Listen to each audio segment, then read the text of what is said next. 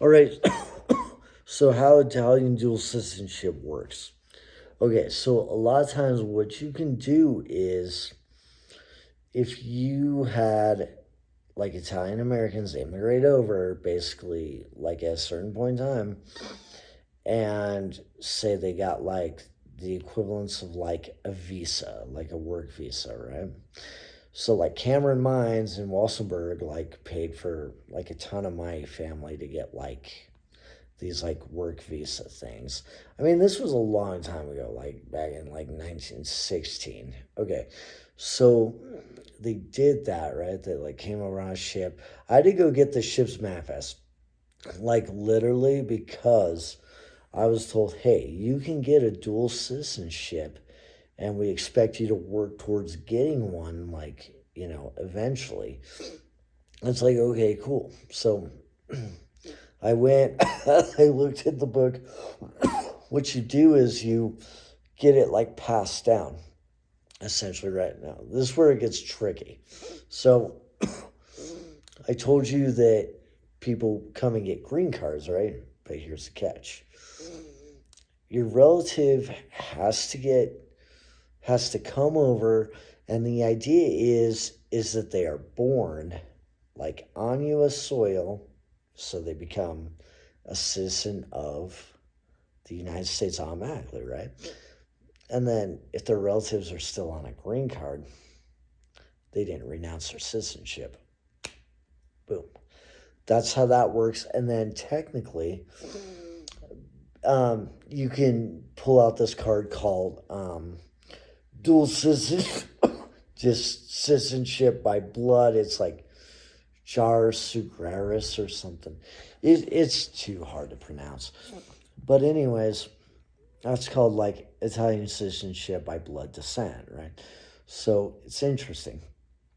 So basically, if they got that citizenship before their parents renounced, then as long as no one renounces, and if you keep being born in the U.S., no one's renouncing citizenship. It's crafty. Now, if you have a male ancestor, right? This is very easy. You just go down to a consulate, you grab like, paperwork and stuff. Baptismal certificates actually count. Like mine's down in Walsenburg. Like that's where my baptism was at. Really easy to go. Just grab that thing. You just pay $10. They will get that. So you pretty much just collect a bunch of those, and then like sometimes you can get whole families in on it, like wanting to like just get that dual citizenship. Anyways, like it's not that difficult to get. Like if you had like a male ancestor, right? Because you just take that stuff, you go down to a consulate, like for most places, like if you're on the western half of the United States, like say mountain region, you're going to Chicago, the Chicago consulate, and there's like four of them in the United States. So you just find which one you go to do that. I'm in this situation where it was actually a female that it got passed to, and then on down the line, and then if they were born before 19 like 46 or something like that. It's weird.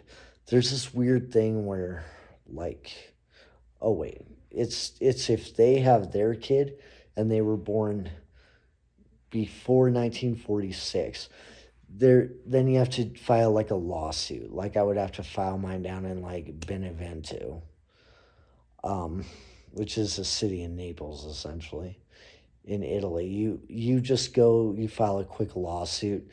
You used to have to file in Rome, but now you just file your lawsuit down in Benevento. I mean, it's a lot to get the paperwork. It takes a lot of work to get that. It also takes a good amount of work to like you got to get it translated and stuff. And you kind of have to have copies of both. You just turn all this crap either into a consulate or into your the city where just the closest city where they came out of, essentially.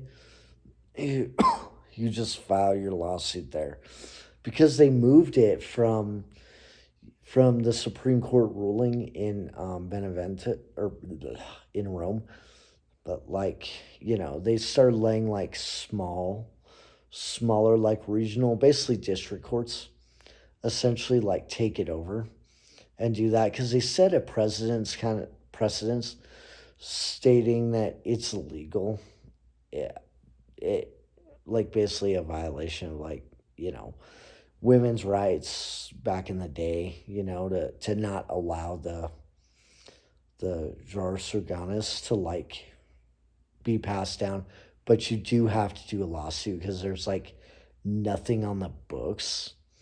Like there's no actual like I guess legislative branch act. Yeah, I'm trying to like explain like US terms. So, because there was an injunction with a like Supreme Court precedence in Italy, essentially. That is how that actually works. So if you're ever wondering about Italian descent by blood, now you know how that works. All right.